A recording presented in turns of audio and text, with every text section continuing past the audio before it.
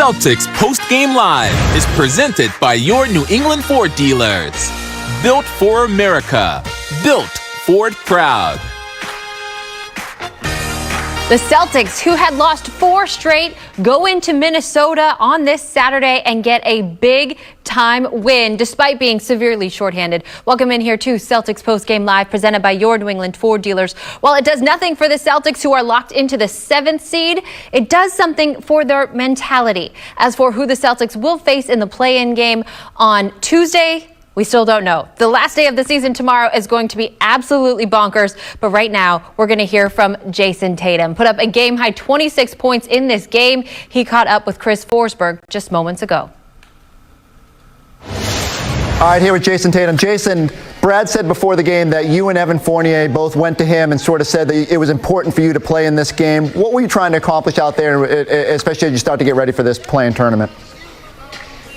Yeah, just try to kind of stay in rhythm. And obviously we've had some tough losses lately, so regardless of the outcome today, obviously we was going to be 7 seed regardless. Just wanted to come out and try to, feel good about ourselves, feel good about the way we played, and I think we accomplished that today. So I don't know if you saw the other scores from today, but essentially it's going to go to tomorrow to decide your playing opponent, whether it's going to be Charlotte or Washington, the winner of that game. Whether it's Bradley Beal or Terry Rozier on the other side, have you started thinking about that, the Garden, a sort of a one-game playoff against a team like that? What's it going to be like? It's going to be great. This is a new experience for everybody. One game. Glad we're at home and, take care of business. Without Jalen out there, how much pressure you put on yourself? Do you think about that at all, about how you have to lead this team in that play-in scenario? Yeah, myself, everybody just got to do more. We got to step up and just try to figure it out. That's what we got to do. And last thing, the Hall of Fame tonight, we know your relationship with Kobe, but I'm just curious, from your meetings with Kevin Garnett, what were those like, and what was he able to impart upon you in those conversations? Oh, man, KG he was my dad's favorite player growing up, so, I used to always watch his games with my dad. And, since I've been on the Celtics, got to know him a little bit. And, he's also one of my favorite players, obviously different personalities and positions, but somebody I always admired and respected. And, congratulations to him and his career and all he accomplished. Obviously, well-deserved. Thank you, Jayson. Yeah.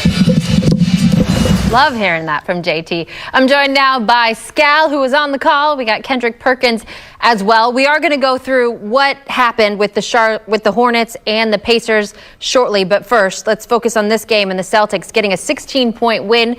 Scal, they took control in the first half. And you guys have been calling for the role players to step up, and that's what they did. Yeah, they played well today. I thought offensively they had good movement. But the biggest thing, Minnesota couldn't make a shot. They just could not make a shot. And the Celtics were never tested today. So therefore, of course, they passed with flying colors. There was never that moment where those role players were up against it. I thought they handled that well because the game never was a tight game. I don't know. It's great defense, right, Perk? Well, Abby, I wouldn't go so far as saying that. Look, listen, if you're always doing that to me. Look, if you are an AAU coach, if you're a high school coach, middle school coach around the world, a college coach, it's gonna be good. And you want to pull your team in for film session and show them a game of bad basketball, just pull up this. Listen. Abby, say something to him now. Say something to him. You said something to me. Say something to him.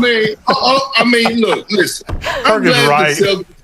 I'm glad the Celtics pulled it off, but I was just sitting up there saying to myself, God bless America, both ways. It was horrible to watch. It started with the Minnesota Timberwolves, and then it trickled on down to the Celtics. And yeah, I know the Celtics got points and stuff like that. I don't know what you guys are talking about. Let's look at these first half highlights. Celtics going off. Highlights tell the story. Okay, hey, Abby, take us through it, Abby. Go ahead, Abby, you got it. Celtics were aggressive. Grant Williams, you've been calling on him to be more aggressive, takes it to the rack for a two-handed slam. Romeo Langford, where has he been? And look at that stifling defense by Grant Williams. No?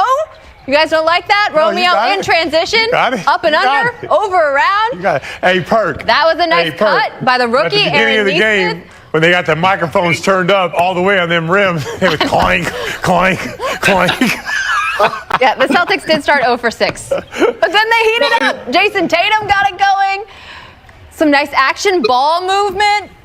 Evan Fournier, 5 threes at a point when Minnesota had just 4 as a team. It wasn't just the Celtics missing hard shots, and it was the Timberwolves. They was missing so hard, I started ducking in my house. I didn't know where the ball was going to fly. Seriously, I started ducking in my house. Look, I couldn't do nothing. I just sat there and I wanted to see, like, Tremont Waters, he thought he was in an and one mixtape today. Like, I'm watching the game, and I'm like, these are not developing good habits. Like, yeah, okay, cool. The Minnesota Timberwolves, we all know anybody could score on them. Me, Scal, Abby, go pull up Chris Forsberg, and then we may take up Jim from the producer, right? And we could go out there and get buckets on the Minnesota Timberwolves. They can't guard a parked car. And I'm not trying to downplay it, but they didn't get tested. And see, like, having these moments are bad because when the play-in tournament do come and you have to possibly face a team like the Washington Wizards, then you go see it's a different type of energy, a different type of level of intensity and ferociousness. So I'm glad the Celtics broke their losing streak.